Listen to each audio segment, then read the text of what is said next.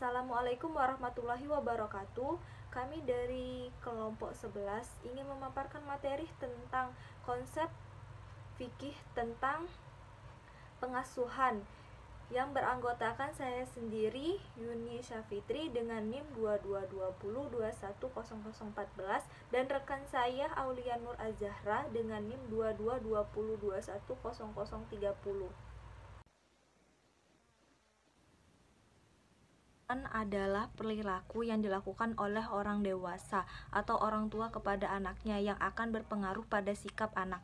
Secara umum, pengasuhan anak adalah semua tindakan perawatan, sosialisasi, pendidikan, pelatihan emosi, pendidikan, dan mencontohi cara berperilaku. Pendidikan mempraktekkan ajaran agama dan perlindungan yang dilakukan orang tua terhadap anaknya, baik laki-laki maupun perempuan, dengan mencurahkan semua perasaan, semua sumber daya, materi, dan waktu, sehingga membuat anak semakin sehat, pintar, dan mencapai tumbuh kembang anak dengan baik. Dalam ilmu fikih Islam, istilah pengasuhan anak dikenal dengan istilah hadlana. Hadlana hak mendidik dan merawat. Yang dimaksud dengan perkataan mendidik dalam buku fikih Islam adalah menjaga, memimpin, dan mengatur segala hal anak-anak yang belum dapat menjaga dan mengatur dirinya sendiri. Dengan begitu, pengasuhan atau hadlana merupakan kewajiban bagi seorang yang memiliki hak untuk mengasuh, menjaga anak. Kitab Al-Mustalahat Al-Fiqhiyah, hadlana berasal dari kata hadlana dengan fathah huruf H yang merupakan hasrat dari kata hadlana yadkhunu yang artinya pengasuhan atau memelihara anak kecil, dengan kasrah huruf H artinya al-janbu, di samping atau di sisi, karena seseorang pengasuh menjadikan anak itu selalu berkumpul di sisinya. Pemeliharaan anak hakikatnya adalah pemenuhan atau untuk berbagi aspek seperti pendidikan, kesehatan, ketentraman, dan segala aspek yang berkaitan dengan kebutuhan sehari-hari. Secara universal, setiap orang mempunyai tanggung jawab, terlebih lagi tanggung jawab dirinya terhadap Allah SWT. Seorang suami menjadi kepala keluarga harus bertanggung jawab atas istri dan anak-anaknya. Dari segi terminologi, hadlana memiliki definisi yang variatif seperti yang diutarakan dari beberapa mazhab. Fuqaha Hanfiyah mendefinisikan hisikan hadlana sebagai usaha mendidik anak yang dilakukan oleh seorang yang mempunyai hak mengasuh. Dua ulama Syalifah, hadlana adalah mendidik orang yang tidak dapat mengurus dirinya sendiri dengan apa yang bermaslahat bagi dan memelihara dari apa yang membahayakan, meskipun orang tersebut telah dewasa, seperti membantu dalam hal membersihkan jasadnya, mencucikan pakaiannya, meminyaki rambutnya, dan lainnya. Demikian pula menggendong anak dalam dan mengayun menggunakan dan mengayun anak supaya anak dapat tidur. Sayyid Habib di dalam buku beliau, yaitu buku Fikih As-Sunnah Jilid 2, beliau mengucapkan bahwa hadlana adalah melakukan pemeliharaan anak yang masih kecil, laki-laki atau perempuan yang sudah besar tetapi belum tamyiz, alam sang kurang akalnya, belum dapat membedakan antara baik dan buruk, belum mampu dengan bebas mengurus sendiri, dan belum tahu mengerjakan sesuatu untuk kemenangan dan memelihara dari sesuatu yang meyakinkan, mendidik serta mengasuh baik fisik atau akal agar mampu menempuh tantangan hidup serta memikul tanggung jawab. Dengan kata lain, menjaga, mengasuh, dan mendidik anak bukan hanya melihat dari usia anak, namun bagaimana kemampuan anak berjalan atau menjaga diri saat tanpa pengawasan dari orang dewasa atau orang tua. Penelitian memanfaatkan hadlana itu merupakan sebuah pendidikan atau sebuah pengasuhan seorang anak usia dini ataupun yang belum berakal yang dididik, diasuh serta dijaga oleh orang dewasa yang syarat-syaratnya sudah ditentukan, yang mana hak utama untuk merawat anak yaitu orang tua sendiri, dengan tujuan si anak mampu mencapai keberhasilan sendiri dengan baik. Asuh. Istilah pola asuh terdiri dari dua suku kata yaitu pola dan asuh, merupakan puerwardaminta. Pola adalah model dan istilah asuh diartikan menjaga, merawat dan mendidik anak, atau diartikan memimpin, membina, melatih anak supaya bisa mandiri dan berdiri sendiri. Webster mengemukakan bahwa istilah asuh dalam bahasa Inggris diartikan dengan nurture, yang memiliki pengertian the sum of the enriched modify the expression of the generation potential of organisms. Makna pola asuh menurut penelitian sendiri adalah sebuah cara yang dilakukan untuk memelihara, menjaga dan merawat anak sebagai pendidik. Anak menghasilkan sebuah pengetahuan yang dapat dilakukan anak atau dapat menjaga anak dari kesalahan atau bahaya di sekitarnya, sehingga anak akan mampu tumbuh dan berkembang dalam perlindungan yang aman dan baik untuk keberlangsungan hidupnya, hingga anak dapat menjaga dirinya dan memahami yang baik dan benar agar tidak mendapat masalah atau melakukan kesalahan.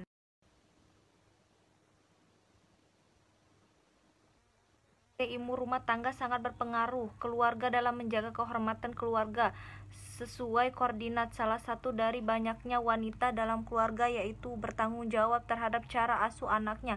Namun seiring dengan makin terbukanya kesempatan menurut pendidikan, maka semakin terbukanya kesempatan wanita untuk melakukan menjaga wanita karir. Wanita akan membagi waktunya antara mengurus anak dan menjaga dan pekerjaan kantor. Namun tidak sedikit orang tua yang sama-sama bekerja karena minimnya waktu bersama anak dengan alasan pekerjaan, mereka menitipkan anaknya kepada kakek dan nenek. Alhasil pola asuh anak beralih kepada kakek dan nenek. Pola asuh anak beralih kepada kakek dan nenek. Pola asuh yang diterapkan oleh keluarga besar kakek dan nenek yang menjadi pengasuhan sementara terhadap anak memiliki dampak positif serta dampak negatif.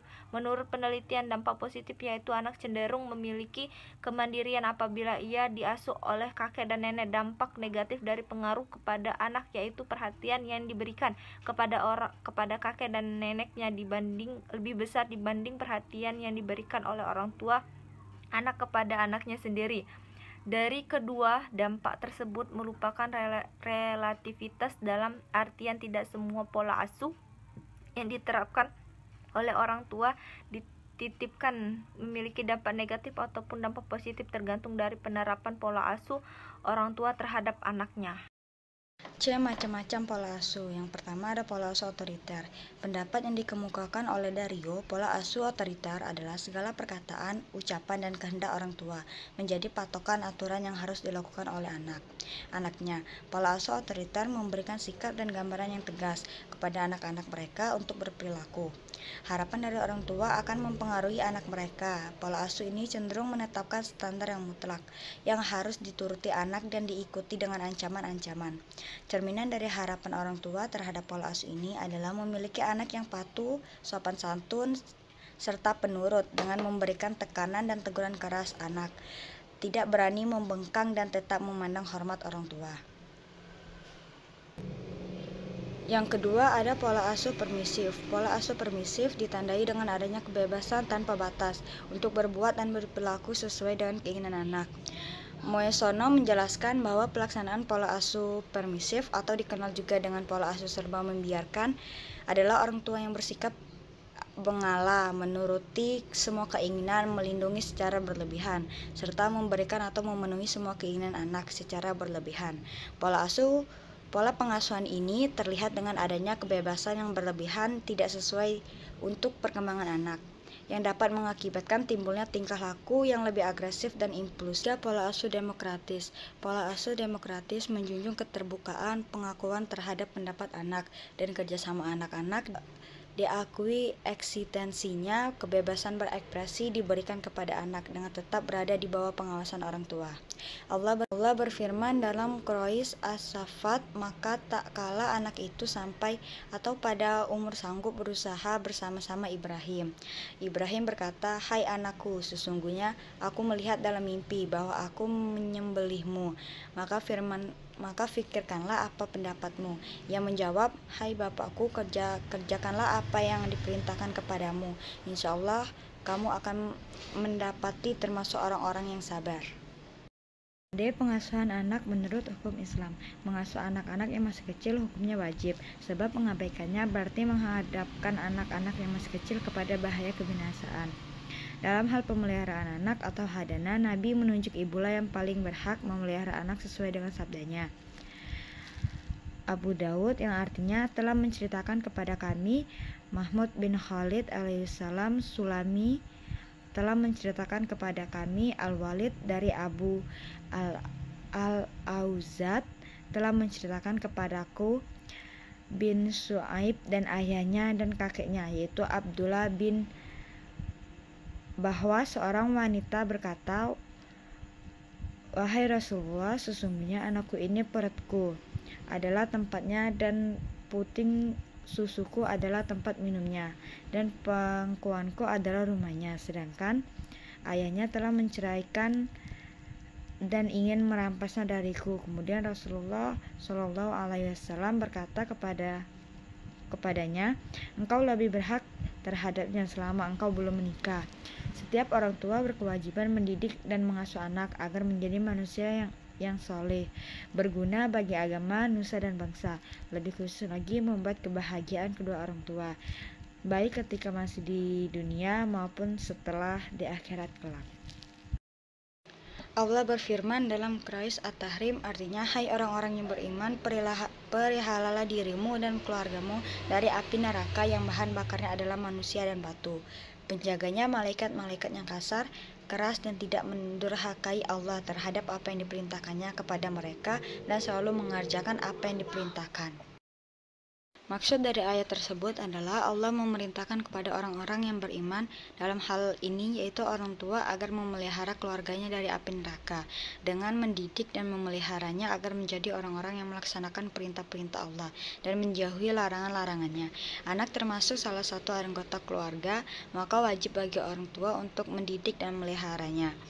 Jadi peliharalah dari api neraka merupakan hak anak yang wajib dilaksanakan oleh orang tuanya, sehingga akan sangat berada dalam segi pengasuhan anak dari pengasuhan orang tua. Dengan pengasuhan kakek dan nenek, apabila pengasuhan berbeda, maka akan ada perbedaan karakter pada anak yang diasuh oleh orang tua dengan anak yang diasuh kakek dan nenek. Mengasuh anak-anak yang masih kecil hukumnya wajib, sebab mengabaikannya berarti menghadapkan anak-anak yang masih kecil kepada bahaya kebinasaan. Hadana merupakan hak bagi anak-anak yang masih kecil karena ia membutuhkan pengawasan, penjagaan, pelaksanaan urusannya, dan orang yang mendidiknya. Secara tekstual, Al-Quran menegaskan bahwa memelihara anak dalam hal nafkah adalah kewajiban ayah kandung, dan menyusui adalah kewajiban ibu kandung. Allah berfirman dalam Quraisy Al-Baqarah, artinya, para ibu hendaklah menyusukan anak-anaknya selama 2 tahun penuh, yaitu bagi yang ingin menyempurnakan penyusuan, dan kewajiban ayah memberi makan dan pakaian kepada para ibu dengan cara ma'ruf. Pada dasarnya, semua ahli fikih sepakat bahwa merawat dan mendidik anak merupakan suatu kewajiban. Mereka berbeda pendapat tentang hak siapa hadana ini. Ada yang berpendapat bahwa hadana adalah hak bersama antara orang tua atau ibu dan ayah dengan anak. Dengan pendapat pertama, mereka dimungkinkan seorang ibu menggugurkan haknya. Kalau ini terjadi, maka kepentingan anak menjadi tidak terpenuhi. Atau dengan kata lain, jika hadana hanya menjadi hak ibu dan kebutuhan seorang ibu melepaskan hak tersebut, maka seorang anak dapat terlantar. Jumhur ulama, kebanyakan ulama berpendapat bahwa hadana merupakan hak bersama antara kedua orang tua dan anak. Kalau salah satu pihak orang tua melepas haknya, maka si anak dapat menuntut terpenuhi hak-haknya. sehingga orang tua tetap bertanggung jawab atas anaknya dalam semua kebutuhan asasinya, baik kebutuhan ekonomi, pendidikan, ataupun kasih sayang. Terkecuali jika ada alat tertentu yang menghalangi terlaksananya hak adana bagi orang tua, maka orang tua dapat melimpahkan hak itu pada orang lain, baik secara temporal maupun permanen. Tetapi ini hanya satu bentuk pengecualian atau ekspresi, jadi bukan satu prinsip dasar. Islam pada prinsipnya menyediakan tanggung jawab mengasuh, memelihara, dan mendidik anak kepada orang tua. Orang tua menurut Islam juga bertanggung jawab untuk mengawasi, melindungi, dan memberi pelayanan yang layak serta mencukupi kebutuhan anak. Tanggung jawab ini bersifat permanen dan berkelanjutan hingga anak mencapai batas usia hukum sebagai orang yang mampu memenuhi kebutuhannya sendiri. Islam mengajarkan tentang tanggung jawab orang tua terhadap anak di samping yang bersifat material, juga mengajarkan bahwa orang tua bertanggung jawab membekali anak dengan pengetahuan dan kecakapan yang berguna bagi anak setelah ia dapat berdiri sendiri di tengah masyarakat. Islam mengajarkan bahwa orang tua bertanggung jawab membekali anak dengan pelajaran akidah, ibadah maupun akhlak yang benar. Jadi orang tua harus mengajarkan tauhid, syukur, berbuat baik kepada orang tua, bergaul dengan orang tua secara ma'ruf, bahwa Allah pasti membalas setiap perbuatan manusia, melaksanakan sholat, amar ma'ruf nahi munkar, sabar, tidak sombong atau angkuh, dan sederhana dalam tutur kata maupun bersikap. Orang tua juga harus memberi bekal keterampilan kepada anak. Kalau tidak dapat melakukan sendiri, maka orang tua harus mengupayakan agar anak dapat memperoleh pendidikan dari orang lain tentang tata tulis maupun keterampilan dan fisik lainnya. Keterangan dari Abu Hurairah, Nabi Muhammad SAW bersabda, setiap anak dilahirkan dalam keadaan suci, sehingga lisannya pandai berbicara. Ibu bapaknya hanyalah yang akan membentuk dan menjadikannya Yahudi, Nasrani, atau Majusi. Demi terpenuhinya hak anak dari orang tuanya dalam keluarga, maka orang tua harus memikul bersama tanggung jawab ini dan saling kerjasama serta membantu antara ibu dan bapak. Islam memiliki konsep pernikahan sebagai media terciptanya keluarga yang sakinah, yang kondusif bagi terwujudnya tanggung jawab bersama di antara bapak dan ibu dalam mengelola dan menjalankan proses pemeliharaan dan pendidikan anak dalam keluarga. Kalau yang mendidik anak bukan ibu, bapaknya lebih didahulukan perempuan daripada laki-laki. Kalau derajat kekeluargaan keduanya dengan anak sama jauhnya. Tetapi kalau ada yang lebih dekat, dahulukan yang lebih dekat. Masalah ini perlu ditinjau dari 3 sudut. Yaitu yang pertama, kalau pendidik itu beberapa perempuan saja dan jalan kefamilian mereka terhadap si anak bertingkat-tingkat, maka si anak diserahkan kepada ibunya. Kalau ibu tidak ada, diserahkan kepada ibu dari ibu itu atau nenek, dan seterusnya ke atas. Kalau ibu-ibu dari pihak ibu tidak ada, diserahkan kepada ibu-ibu dari pihak bapak, kemudian kepada saudara perempuan, kemudian kepada anak perempuan dari pihak saudara perempuan, kemudian kepada anak perempuan dari pihak laki-laki, kemudian saudara perempuan dari bapaknya. Yang kedua, kalau semua pendidik itu laki-laki, maka yang lebih berhak adalah bapak, kemudian kakek, dan seterusnya. Kemudian saudara-saudara laki, baik seibu, sebapak, atau seibu, kemudian anak laki-laki saudara, kemudian paman dari pihak bapak. Yang ketiga, kalau pendidik itu laki-laki dan perempuan, maka ibu lebih berhak daripada semuanya. Kemudian ibu dari pihak ibu, kemudian bapak, kemudian ibu dari pihak bapak. Jika ibu dari ibu, ibu dari bapak tidak ada, si anak diserahkan kepada famili lain dengan cara yang lebih dekat. Hubungannya didahulukan daripada yang lebih jauh. Ulama Hanafiyah, urutan yang berhak mendapatkan hak asuh adalah ibu, kemudian ibunya ibu. Apabila tidak ada dengan syarat ada hubungan waris, kemudian bapak, kemudian ibunya bapak, kemudian ibunya ibu. Apabila tidak ada dengan syarat ada hubungan waris, kemudian kerabat dekat dari dari arah perempuan, kemudian kerabat dekat dari arah laki-laki. Selanjutnya yaitu pengasuhan anak menurut hukum positif Indonesia. Dalam Undang-Undang Nomor 1 Tahun 1974 tentang perkawinan telah disebutkan tentang hukum penguasaan anak secara tegas, tetapi hukum penguasaan anak belum diatur dalam peraturan Pemerintah Nomor 9 Tahun 1974 secara luas dan rinci. Oleh karena itu, masalah penguasaan anak atau hadana ini belum dapat diberlakukan secara efektif, sehingga para hakim di lingkungan peradilan fikih pada waktu itu masih menggunakan kitab bertika memutuskan perkara tentang hadana. Setelah diberlakukan Undang-Undang Nomor 7 Tahun 1989 tentang Peradilan Agama dan Impres Nomor 1 Tahun 1991 tentang penyebarluasan kompilasi hukum Islam, masalah hadana menjadi positif di Indonesia dan peradilan agama diberi wewenang untuk menjadi dan menyelesaikannya. Selanjutnya, ketentuan pasal 28B ayat 2 Undang-Undang Dasar Negara Republik Indonesia tahun 1945 dijelaskan bahwa setiap anak berhak atas kelangsungan hidup dan tumbuh kembang, serta berhak atas perlindungan dari kekerasan dan diskriminasi. Ketentuan tersebut telah memberikan landasan yang kuat bahwa anak berhak untuk hidup dan berkembang serta berhak untuk memperoleh perlindungan dari kekerasan, eksploitasi, dan diskriminasi. 169 Undang-Undang Dasar Negara Republik Indonesia Nomor 23 Tahun 2022 Pasal 19. Setiap anak berkewajiban untuk yaitu A. menghormati orang tua, wali, dan guru. Yang B. mencintai keluarga, masyarakat, dan menyayangi teman. C. mencintai tanah air, bangsa, dan negara. D. menunaikan ibadah sesuai dengan ajaran agamanya. Dan yang E. melaksanakan etika dan akhlak yang mulia.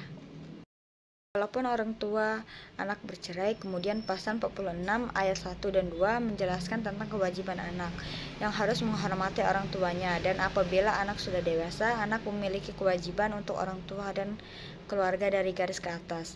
Dengan kemampuan, pasal 47 menerangkan bahwa anak yang belum berumur 18 dan belum menikah masih di bawah kekuasaan orang tua selama orang tua belum dicabut atas kekuasaannya